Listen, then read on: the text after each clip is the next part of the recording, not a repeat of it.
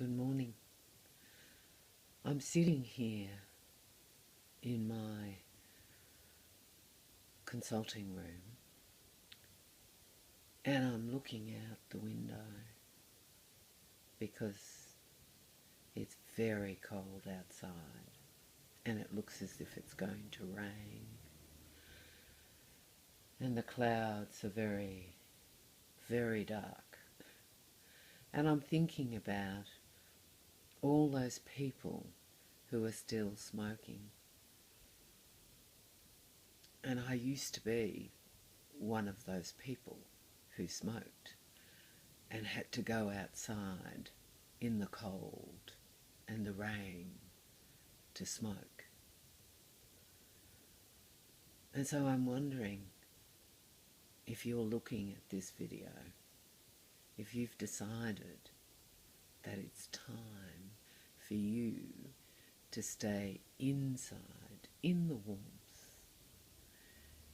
with friends, with family, in a social event, whatever the case may be, to stay inside and not have to go outside and smoke.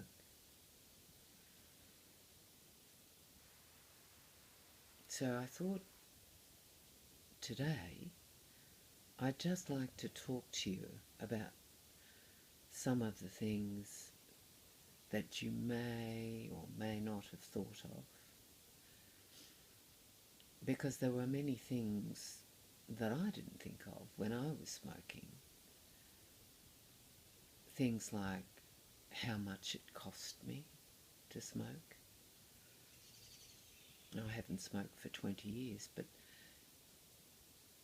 nevertheless, in the days when I smoked, it was still very expensive. Nowhere near as expensive as now, of course, but it was expensive.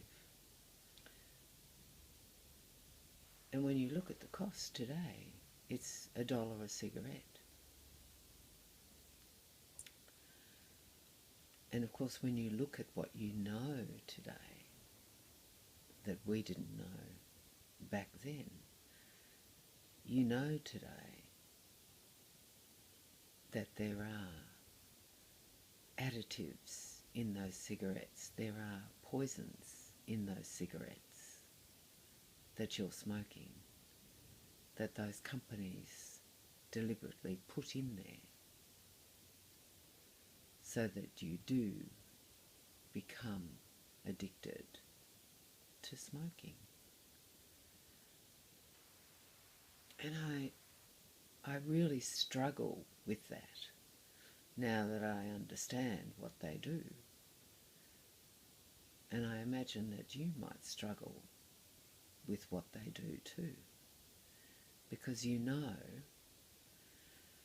that every cigarette stains your teeth, stains your fingers, makes your breath smell, your hair smell, your clothes smell. Every cigarette puts tar into your lungs so that your lungs are forever working extremely hard to try and cleanse themselves of the muck that you're putting in there. And then eventually they just become too tired and exhausted from continually trying to keep your body functioning, and they succumb to all kinds of diseases. And I don't need to talk to you about the diseases that smoking causes. They're all over the cigarette packets, the advertising that you see on television. You know all too well what could happen, and you probably know somebody who has been affected by some form of cancer that they've suffered as a result of smoking. So I'm not going to labour that point. I think the main thing is the antisocialness of it now, because more and more there are more things that you can't do. You can't even go to the football now and be, say, inside in a stadium and smoke. Very shortly, you won't be able to smoke on the streets in the city. There are very few places left where you can smoke.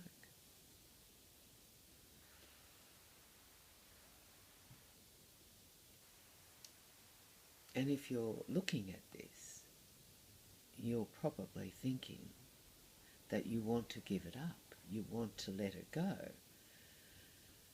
And that makes me very happy, because I'm very passionate about helping people to let go of this really nasty habit. Some call it an addiction, and certainly it was one that I wanted to let go. I didn't want to be controlled by nicotine. I wanted all addictions out of my life. And it was hard. But I was very motivated, and I'm hoping that you're motivated too. And if you're seriously motivated to give up smoking, then I'm really seriously motivated to help you to do that. And I'm happy for you to call and make an appointment to come and see me, and we can get started on letting go those cigarettes, on butting them out for good, on freeing up some very useful cash that you can do nice things for yourself with, and begin to come inside into the warmth.